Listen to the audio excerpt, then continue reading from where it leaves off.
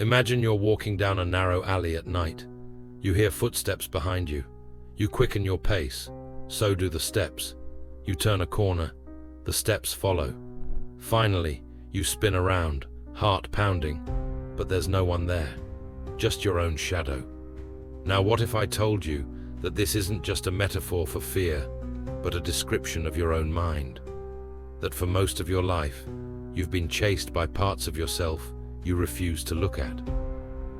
Carl Jung, the Swiss psychiatrist and father of analytical psychology, believed that each of us carries a hidden self, a dark twin made of all the impulses, desires, and memories we'd rather not admit.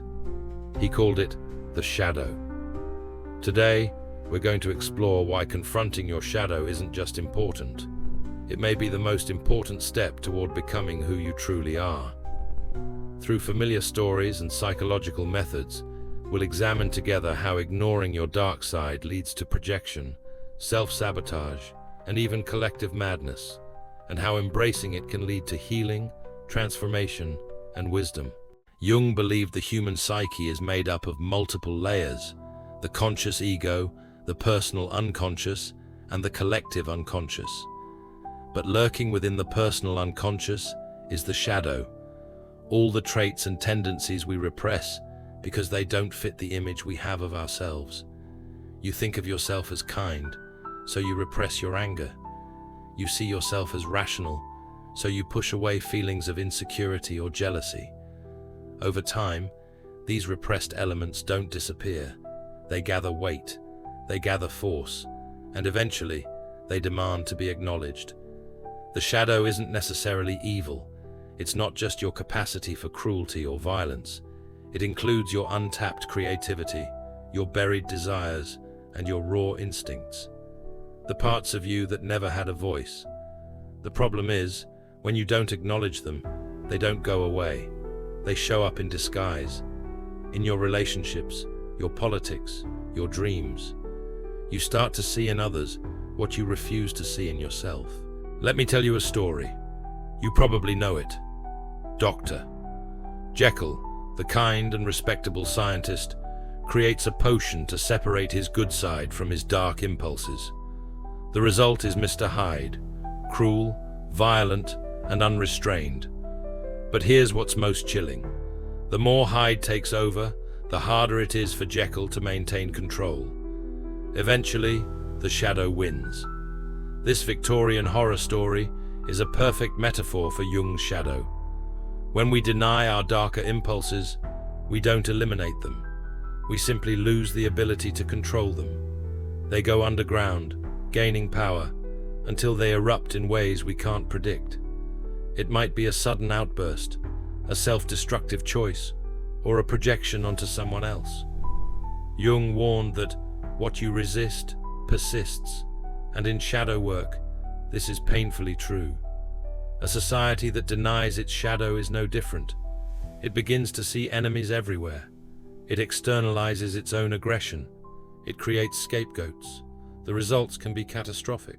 One of Jung's most fascinating insights is the idea of projection. What we reject in ourselves, we project onto others.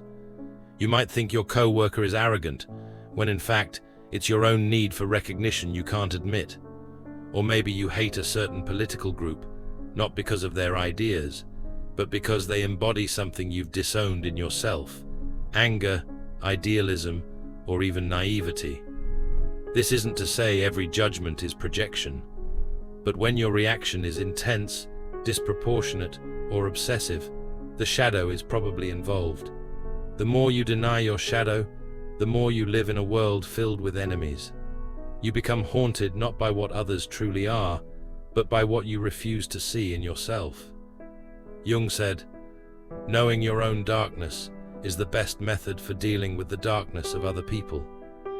Until you confront your shadow, you will always be ruled by it, and you will always confuse your inner demons for external threats." In mythology, the hero must always go into the underworld.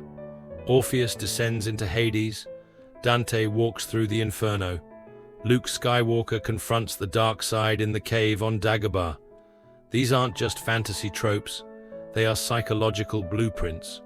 Jung believed that true growth happens when we voluntarily face our inner darkness. He called this process individuation, becoming the whole person you were meant to be. But you can't do that if you're only half a person. You can't become whole if you're still lying to yourself about who you are. Shadow work means asking uncomfortable questions. What am I pretending not to feel?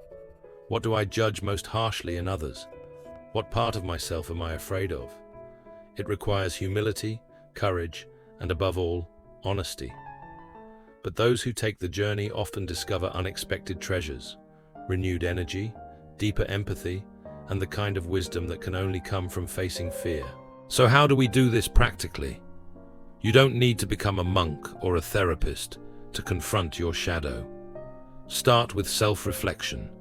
Pay attention to your triggers. Journal your dreams. Ask trusted friends for honest feedback. And above all, don't run from the things that make you uncomfortable. That's often where the shadow lives. Art is a powerful tool too. Many artists, musicians, and writers have used their work to explore their shadow side.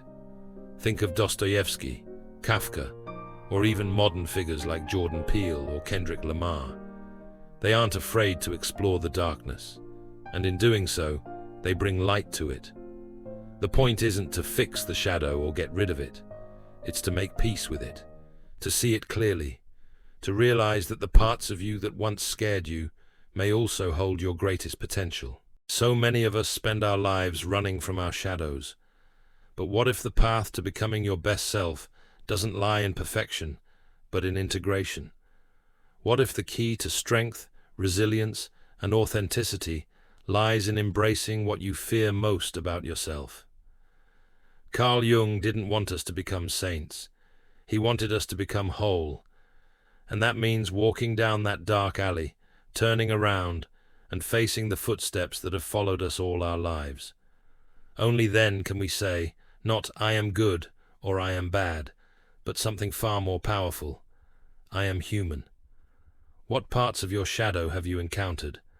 How has it shaped your journey? Let me know in the comments below. And as always, thanks for listening.